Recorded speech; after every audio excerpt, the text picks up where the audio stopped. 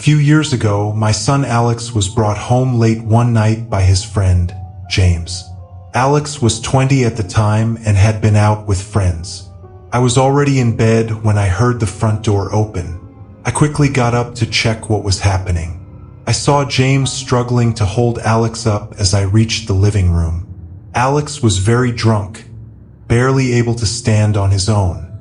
His clothes were disheveled, and his eyes were half closed. James, a tall, muscular young man, seemed to handle Alex's weight easily. "Sorry about this," James said, his voice steady. "Alex had a bit too much to drink."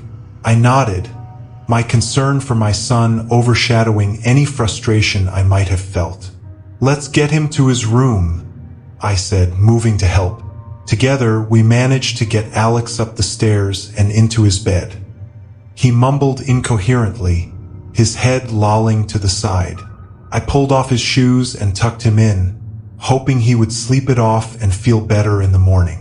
James watched for a moment before turning to leave.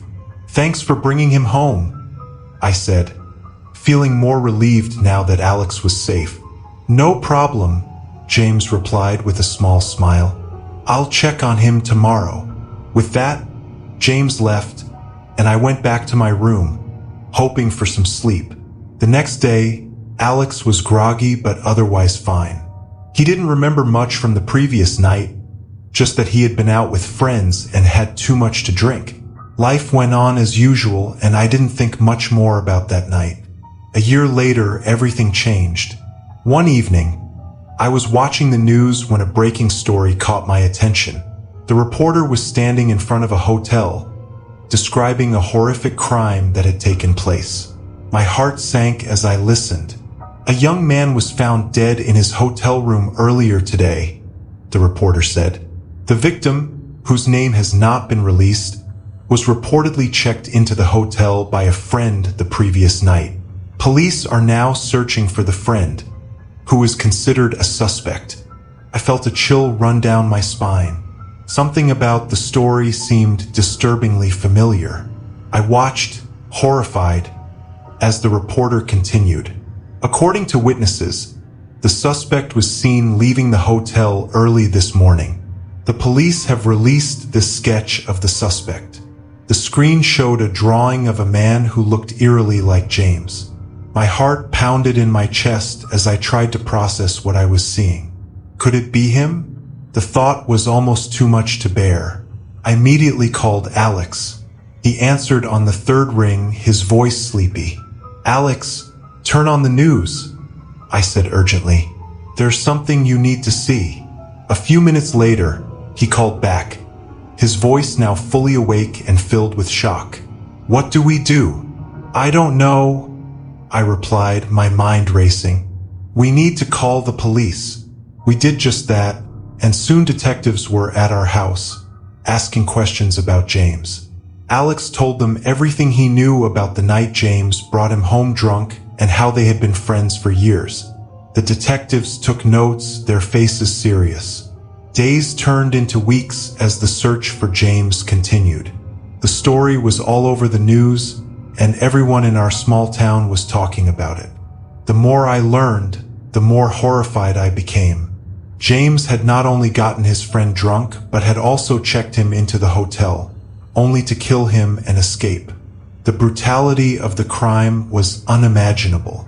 Alex was deeply affected by the news.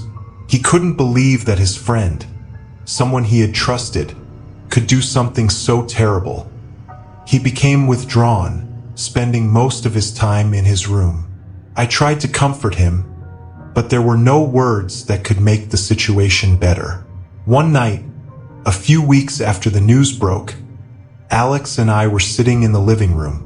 The house was quiet, the only sound the ticking of the clock on the wall. Alex was staring at the floor, lost in thought. "Mom," he said, finally breaking the silence. "Do you think I could have been next?" The question hung in the air, heavy and terrifying. I didn't know what to say. The thought had crossed my mind too many times, and it was something I tried to push away. "I don't know, Alex," I said softly. But you're safe now, and that's what matters. The police eventually found James. He had fled to a neighboring state and was hiding out in a rundown motel. His capture brought some relief, but the scars he left behind were deep. The trial was long and painful, with details of the crime coming to light that were almost too much to bear. In the end, James was convicted and sentenced to life in prison. But for Alex and me, life would never be the same. The fear and betrayal we felt lingered, casting a shadow over our days.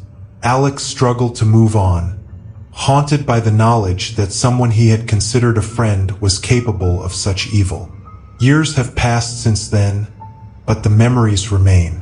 Alex has tried to rebuild his life, but there are moments when I see the pain in his eyes, a reminder of the nightmare we lived through. The experience taught us both a hard lesson about trust and the darkness that can hide within people we think we know. We still talk about that night sometimes, the night James brought Alex home. It serves as a stark reminder of how close we came to losing everything. And though we've tried to move forward, the shadows of that time are never far behind.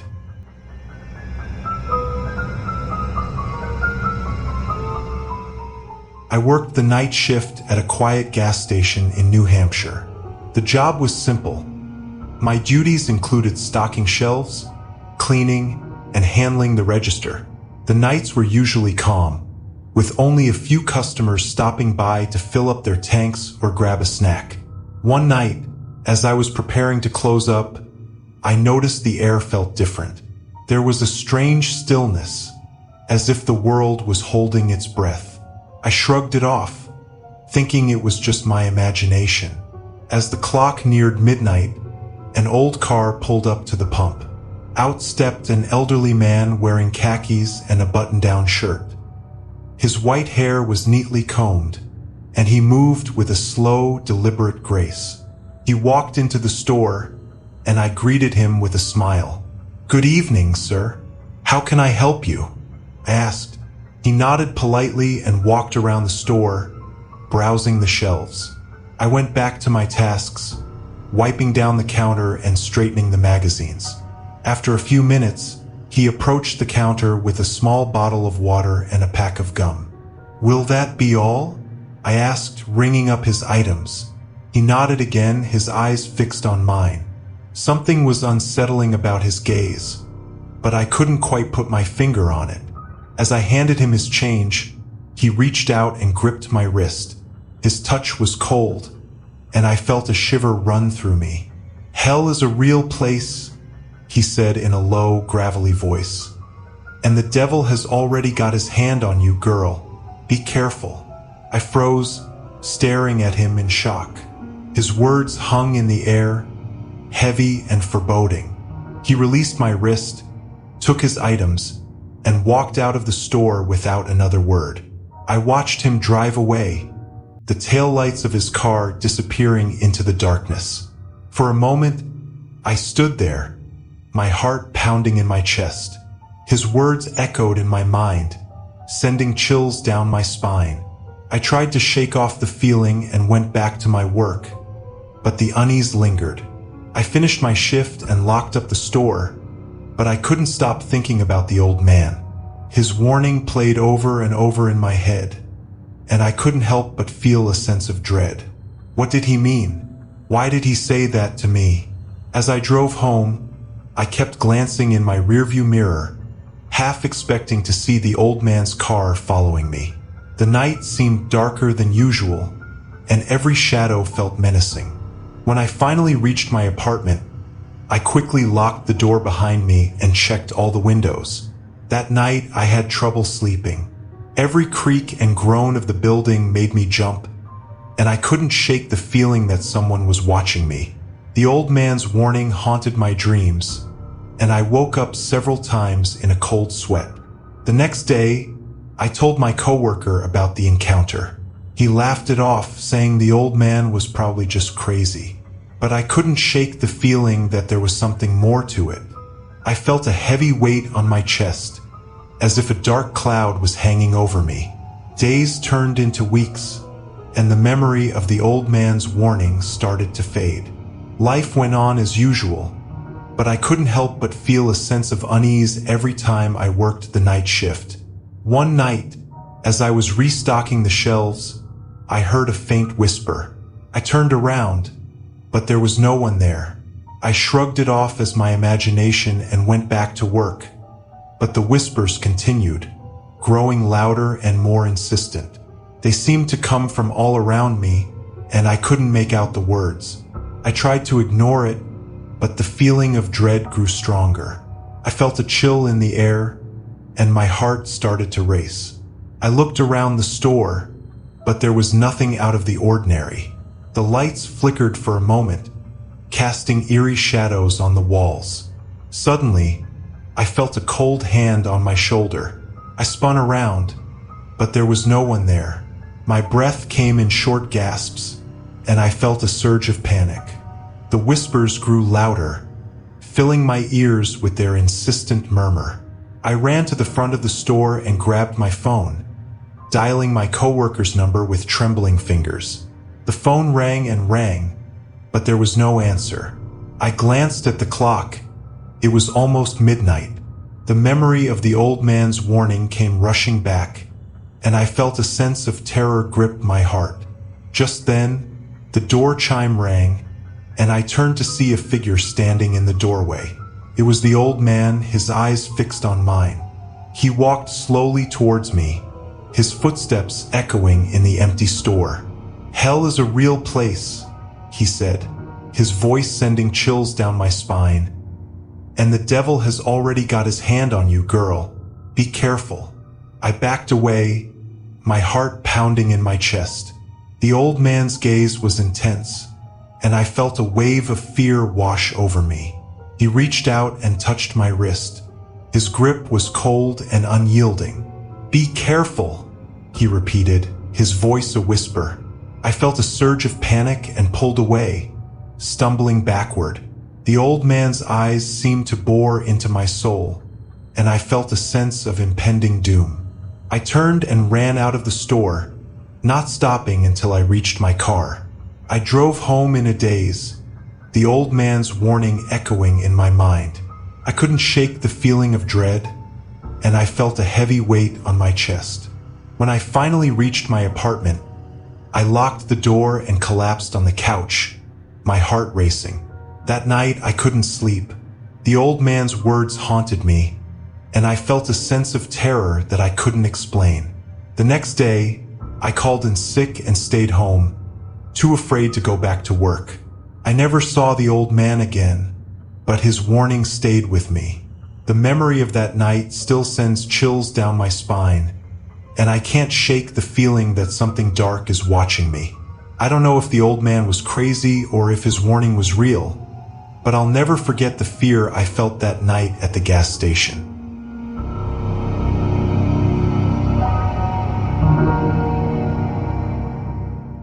In 2016, I had a strange experience that still haunts me. It was a Saturday night, and I was feeling exhausted after a long week of work. I decided to go to bed early, hoping to catch up on some much-needed sleep. My small apartment was quiet, with only the occasional hum of the refrigerator breaking the silence. I crawled into bed around 9 p.m., pulling the covers up to my chin. I closed my eyes and soon drifted off into a deep sleep. My dreams were vivid, filled with strange and unsettling images, but I couldn't wake up. It felt like I was trapped in my sleep, unable to move or open my eyes. When I finally woke up, it was still dark outside. I reached for my phone on the nightstand to check the time. It was 3:33 a.m. groggy. I sat up in bed, rubbing my eyes as I looked around the room. I noticed something that made my heart race. There was another bed in my room, right next to mine. I was sure it wasn't there when I went to sleep. My apartment was small, just a one-bedroom unit, and there was no space for an extra bed. I blinked several times, thinking my eyes were playing tricks on me, but the bed was still there. It was identical to mine, with white sheets and a dark wooden frame. But what terrified me was the figure lying in the bed. Someone was under the white sheet, completely still. The sheet was pulled up over their head, so I couldn't see their face. I felt a cold sweat break out on my forehead as I stared at the figure. Who could it be? No one else had keys to my apartment, and I hadn't invited anyone over. I wanted to scream, but my voice seemed stuck in my throat. My mind raced as I tried to think of what to do. Should I call the police? I quietly got out of bed, trying to make as little noise as possible. My heart pounded in my chest as I tiptoed to the door. I reached for the light switch, but my hand trembled so much that I missed it the first time. When I finally turned on the light, the figure didn't move. The room was now brightly lit, and I could see the sheet. It looked old and worn, with small stains on it. I took a deep breath, trying to steady myself. I slowly walked over to the bed, my eyes never leaving the figure. As I got closer, I could see that the sheet was thin, almost transparent. I could make out the shape of the person's body underneath, but their face was still hidden. My hand shook as I reached out to touch the sheet. Just as my fingers brushed against the fabric, the figure moved. I jumped back, my heart racing. The figure sat up slowly, the sheet still covering them. They turned their head towards me, and I could feel their eyes on me, even though I couldn't see them. I was frozen with fear, unable to move or speak. The figure stood up, still wrapped in the sheet. They were tall, taller than anyone I knew. They took a step towards me, and I finally found my voice. "Who are you?" I whispered, my voice barely audible. The figure didn't respond. They just stood there silently, watching me. I backed away, my mind racing with fear. I had to get out of there. I turned and ran towards the door, my hands fumbling with the lock. I could hear the figure's footsteps behind me, slow and deliberate. I finally managed to unlock the door and ran out into the hallway, slamming the door behind me. I didn't stop running until I was outside, the cool night air hitting my face. I leaned against the building, trying to catch my breath. My mind was spinning with questions. Who was that? How did they get into my apartment? I knew I couldn't go back in there alone, so I called the police. When the officers arrived, I explained what had happened. They looked at me with concern and asked me to wait outside while they checked the apartment. I paced back and forth, my heart still racing. After what felt like an eternity, the officers came back out. "There's no one in there," one of them said. "We checked every room. Are you sure you weren't dreaming?" I knew what I had seen, but I didn't argue. I thanked the officers and watched as they drove away. I stood there for a long time, staring up at my apartment window. Finally, I gathered the courage to go back inside. The extra bed was gone, and there was no sign of the figure. Everything was exactly as it had been before I went to sleep. I checked all the doors and windows, but they were all locked. I felt a chill run down my spine as I realized that whoever or whatever had been in my room had vanished without a trace. I didn't sleep for the rest of the night, sitting on the couch with all the lights on. The experience left me shaken, and I still don't have an explanation for what happened. I moved to a new apartment soon after, hoping to leave the memory behind. But sometimes, late at night, I still feel like someone is watching me, and I can't help but wonder if the figure in the white sheet will ever return.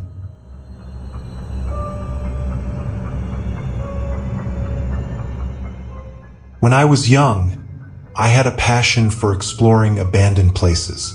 The mystery of old, empty buildings always called to me. The idea that these places once buzzed with life but now stood silent fascinated me. I loved the thrill of stepping into the past, seeing the decay of what was once new, and feeling the history that lingered in the air.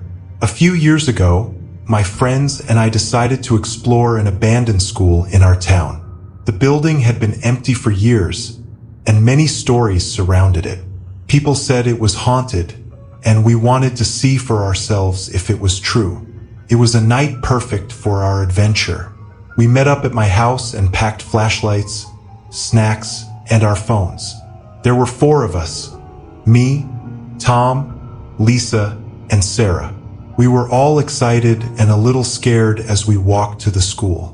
We talked about the stories we had heard. Some people said they heard strange noises inside. Others claimed to see shadows moving in the windows at night. When we reached the school, it looked even creepier than we imagined. The windows were broken and the doors were boarded up. Vines had grown over the walls and the paint was peeling off. The place looked like it belonged in a horror movie. We found a way in through a broken window at the back of the building. One by one, we climbed through, trying to be as quiet as possible. Once inside, we turned on our flashlights. The beams cut through the darkness, revealing dusty hallways and old lockers. The air was thick with the smell of mold and decay. We decided to stick together, not wanting to get lost in the maze of corridors. As we walked, our footsteps echoed loudly. Every sound seemed amplified in the empty building. The silence was heavy, almost oppressive. We started in the main hallway where the principal's office was. The door was ajar and we pushed it open slowly. Inside, the room was a mess. Papers were scattered everywhere, and the desk was overturned. It looked like someone had left in a hurry. I shivered, thinking about what could have caused such chaos. Next, we moved to the classrooms. Each one was filled with old desks and chairs, some broken and others covered in dust. Books were left open on the desks, their pages yellowed with age. It felt like the students had just left and never returned. In one classroom, we found a chalkboard with strange writing on it. The words were smeared and hard to read, but it looked like some kind of warning. Tom, always the brave one, laughed it off and said it was probably just kids playing a prank. But I couldn't shake the uneasy feeling it gave me. As we continued exploring, we heard a loud bang from somewhere in the building. We all froze, our hearts pounding. "Did you hear that?" Sarah whispered. We nodded, our eyes wide with fear.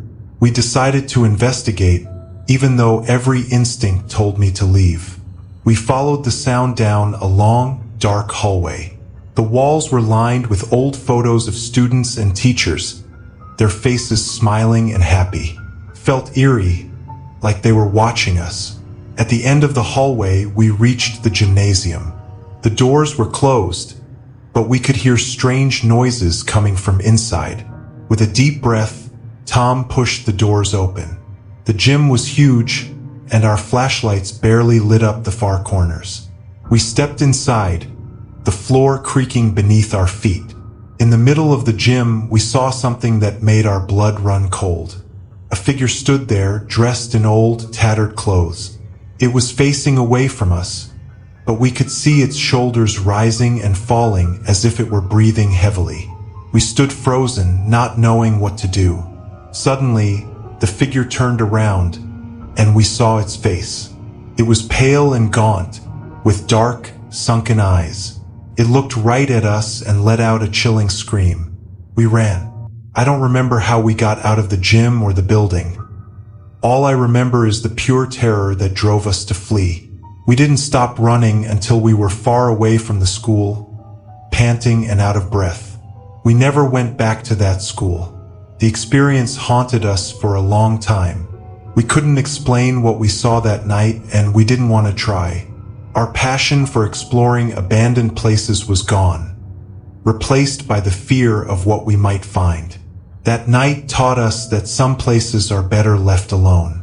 The abandoned school still stands, a silent reminder of the horrors that can lurk in the dark, and I, for one, am happy to leave it that way.